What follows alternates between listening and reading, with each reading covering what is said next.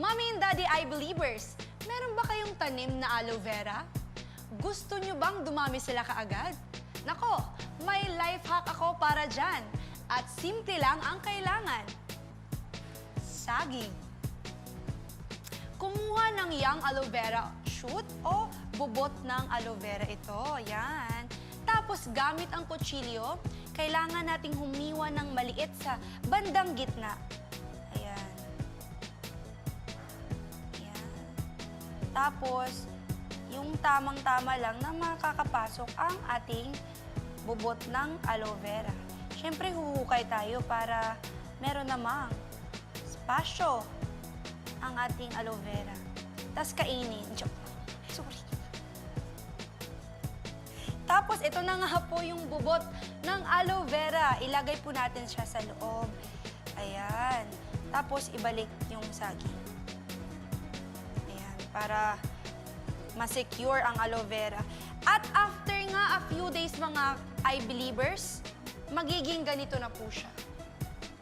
Ayan. Ito na po siya after a few weeks at makikita nyo naman na medyo kumapal na ang ugat nito. Medyo humaba nga siya, mga kapuso. Tingnan nyo naman. Wow, I believe! Pero just like all plants, kailangan nito ng sunlight para makagawa ng sarili nitong pagkain. Nagulat ba kayo? Totoo, gumagawa ng sarili na ng pagkain ang mga halaman. Nagluluto ba sila? Alamin natin. Eye believers, alam niyo ba kung gaano kagaling ang mga halaman? Hindi lang sila pandekorasyon o lugar na masisulungan kapag tirik ang araw. Hindi lang sila gumagawa ng pagkain at oxygen na kailangan natin para mabuhay. Pero naisip niyo ba bakit kulay berde ang mga puno't halaman? Yun kaya yung favorite nilang kulay? Fashionista! Dahil yan sa pag-absorb nila ng light at sa proseso ng photosynthesis.